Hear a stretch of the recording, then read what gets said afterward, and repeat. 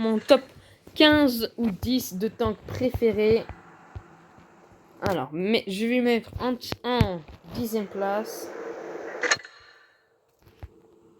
le Hetzer. Pourquoi? Parce que pour moi, malgré sa petite taille, il a quand même une bonne pénétration. Il a quand même... Après, tu pourras après partir en fait vers les Jack Panzer 2, JP Panther 2, tout ça. Mais le Hetzer, en fait, il est petit, donc il est facile à cacher, mais il est extrêmement bien fragile. Mais tu peux faire bouncer des tirs. Tu peux faire bouncer des tirs en haut de la carlingue. Pas le... Voilà, le haut, vers tout le haut du canon, tu peux faire bouncer des tirs. Dégâts par minute, il peut en faire 910. Temps de rechargement, c'est 10 secondes. Mais après, quand tu mets l'autre canon, il me semble que ça descend. Ouais, à 9 secondes 9. Il a une perforation moyenne de 160. Dégâts moyens, c'est 110. Mais il a quand même une bonne perforation moyenne. Alors, la perforation moyenne de base, c'est 85. Mais après, ça sera 110. Et dégâts moyens, c'est 160. Donc voilà, donc c'est vraiment un petit chat en fait que je vous conseille. Parce que déjà, c'est quand même un très bon tank. J'ai déjà eu des masters avec lui. Il y a 4 ans ou 3 ans ou 2 ans, je ne me rappelle plus. Mais j'ai déjà eu des masters avec un Hetzer. Médaille de Holland aussi, j'ai déjà eu. Enfin, c'est vraiment un petit chat en fait très maniable. Que tout le monde pourra jouer. Mais faites attention de ne pas vous faire contourner. Parce que sinon, vous êtes mort. Mais sinon, il a quand même une bonne maniabilité, une bonne vitesse. Donc voilà. Numéro 9. Je mettrai le M4 Sherman. Car je l'ai eu déjà il y a 2 ans. Et je vous dis quand même c'est un bon tank. Il a quand même un bon blindage. Mais quand après tu as un canon au-dessus, bah, le devant tu peux facilement le pénétrer. Mais sinon il a quand même une bonne maniabilité, une bonne vitesse. Un bon canon, un bon temps de rechargement. Ouais, ses temps de rechargement c'est 8 secondes 5. Et la tourelle c'est 85. Il est quand même extrêmement bien. Et en plus après ça vous permet après d'aller vers le M46 Patton et tout ça. Il est quand même extrêmement bon. Du sens que... Voilà, il a quand même... c'est un médium. Mais c'est quand même un bon tank parce qu'il peut pénétrer par exemple un KV1, un Churchill, tout ça, tout ça. Avec un canon extrêmement bon. Une bonne maniabilité. Il est facile à prendre en main. Et je pense que tout le monde pourra le jouer. Numéro 8. Numéro 8, numéro 8, numéro 8, le voilà. Numéro 8, le Churchill. Numéro 8. Pourquoi alors je mets le Churchill aussi bas? Parce que je l'ai déjà côtoyé il y a 3 ans. Je m'en souviens très bien de quand je l'ai eu. C'était il y a 3 ans. Il a un bon canon, un bon temps de rechargement. Ça il est parfait. Bonne maniabilité, bon blindage. Mais sauf qu'après... Quand t'as des... Après, tu vas en fait des tanks qui a les gros canons, et bah la partie en fait frontale comme ça, bah c'est facile à pénétrer. Genre, vous voyez en fait le frontal en dessous du canon et ce qui est vers le petit canon qui est là, enfin qui est sur le bas de caisse. Et bah celui-ci en fait il est extrêmement faible. Alors que si vous vous mettez voilà, à 70 degrés comme ça avec un canon qui est vers vous, il est impénétrable. Alors il est facile à prendre en main, mais quand vous êtes débutant, je vous conseille pas trop la lignée du Royaume-Uni. Mais ça peut être difficile au début, mais après vous allez vous y faire. Il a une bonne vitesse, un bon blindage, mais par contre si après vous êtes latéral et que vous avez un TD en face de vous, vous allez facilement vous faire pénétrer. Moteur, je m'en souviens plus s'il est facile à faire des incendies. Le râtelier, je m'en souviens plus trop. Mais c'est quand même un bon tank. Numéro 7. B1. Alors pourquoi je mets le B1 au-dessus d'un tiers 5? Parce que déjà le B1, j'aime beaucoup ce tank. C'est pas parce que je suis français machin. Mais parce que j'aime beaucoup ce tank. Parce que il a quand même un bon blindage. Mais frontal, mettez jamais... Vous mettez jamais... Hein, vous mettez jamais devant frontalement face à un KV1 ou même un tier 4 parce que vous allez vous faire facilement pénétrer. Mettez-vous au moins à 70 degrés comme ça.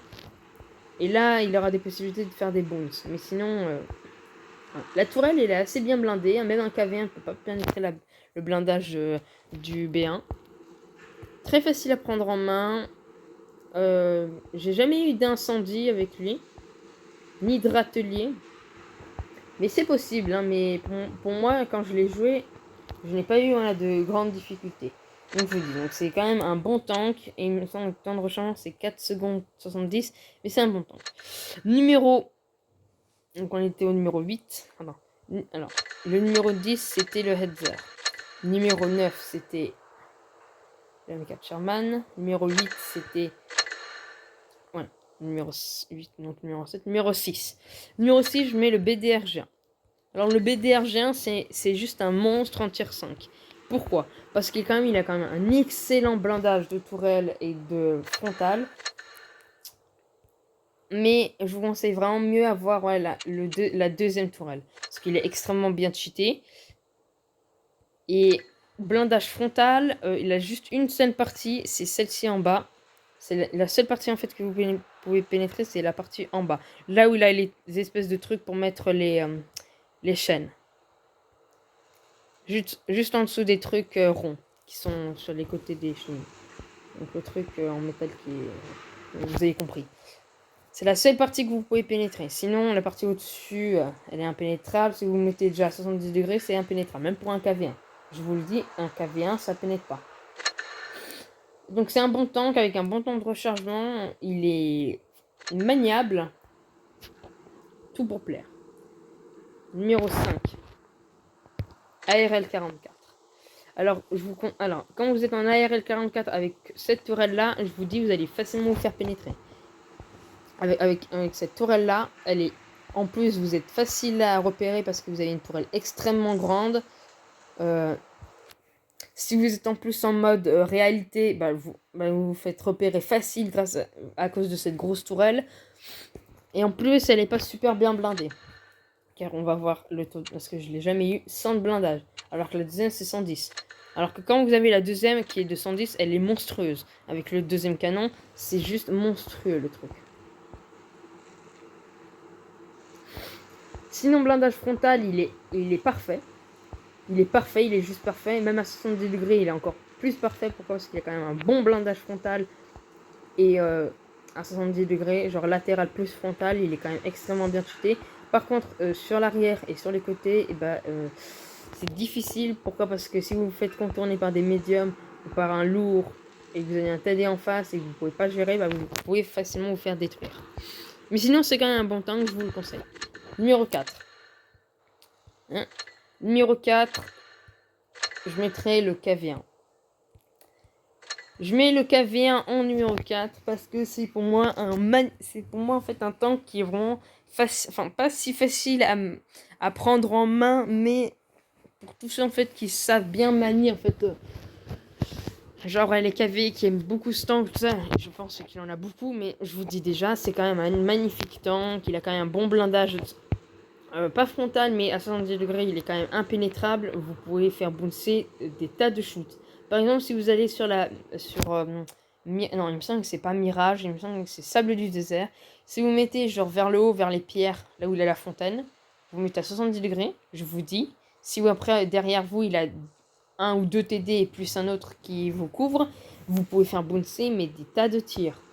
Moi, il me semble que j'avais fait plus de 1100 dégâts bloqués sur Sable du désert avec un KV1. En plus, il a un bon canon. Par contre, je vous déconseille de choisir le canon de tier 5, le canon 122 mm U11 qui est un obusier. Je vous le conseille pas du tout parce qu'ils disent vous allez faire 450 dégâts et 230 à l'explosion à charge creuse, ce que c'est pas vrai. Vous allez faire que des 110, 90 dégâts. C'est horrible. Donc c'est juste... Enfin voilà. Prenez vraiment le canon de tier 6 du KV et du KV1S parce que là, vous allez faire vraiment beaucoup de dégâts. Blindage de tourelle extrêmement bien blindé. Enfin, il a tout pour plaire. Par contre, son temps de rechargement est assez long, mais c'est pas ça en fait qui va vous qui vont en fait vous gêner parce que certes il a un temps de rechargement bas, mais le temps de rechargement va être augmenté en termes de dégâts. Après, par rapport à la vitesse et à la maniabilité, il est assez lent et assez lent à... si vous avez par exemple un AMX 1375 ou 13 tonnes, vous allez facilement vous faire contourner. Donc, soit vous vous dépêchez, genre, vous reculez tout en le menant vers la ligne rouge, comme ça vous pouvez lui faire la traque et tout ça. Mais mieux vaut avoir deux mecs avec vous, pas partir tout seul. Si après vous voyez que tous les autres partent de l'autre côté, partez avec eux. Donc numéro 3, numéro 2, l'IS-3. Alors l'IS-3, je l'ai côtoyé et je peux vous dire que ça a été vraiment une partie de plaisir avec lui. Et ils disent vrai, Bigouv, Bello, tout ça, ils ont dit vrai que cette IS-3 est une terreur de tier 8. Et je vous le dis vraiment parce que c'est vrai, parce qu'il a quand même un taux de pénétration énorme. Il peut pénétrer des tailles dures de frontale, de près, mais non de loin. Il a un blindage OP, mais vous pourrez vous faire pénétrer par des compteurs. Mais par contre, il a quand même c'est pas en fait un blindage OP, c'est un blindage troll. Parce que quelquefois, vous pouvez même tirer ici et ça va même bouncer. Genre, vous pouvez même tirer à l'arrière de la tourelle, ça va bouncer. Tout le bas en fait de tourelle, ça sera en fait du bounce. Par contre, la tourelle, elle est juste magnifique, elle est juste impénétrable. Après, parfois en fait, ça peut bounce comme ça, ping. Le bec de canard, si vous mettez frontal, par contre, ils vont vraiment bien vous pénétrer en bas, mais même en haut. Donc vraiment, mettez-vous vraiment en position, genre derrière une pierre. Et là, vous allez voir, vous allez faire que des bounces. Et numéro 1 pour moi, de ce que je vois, je l'ai côtoyé il y a 4 ans, le KV4. Le KV4, pour moi, il est numéro 1 pour l'instant, mais après, c'est après il a l'IS7, je pourrais changer. Mais pour l'instant, le KV4, pour moi, c'est vraiment un des meilleurs tanks. Il a quand même un blindage frontal en tourelle qui est juste impénétrable. Il a juste un bon canon de malade. Et tout ça. Donc, je vous dis... Mais par contre, un truc qui va vraiment être extrêmement chaud, c'est que c'est vraiment un tank extrêmement dur à prendre en main. Moi, il y a 4 ans, quand j'ai commencé le jeu, en fait, j'ai commencé directement avec la ligne des KV. Je peux vous dire, ça n'a pas été vraiment une partie de plaisir.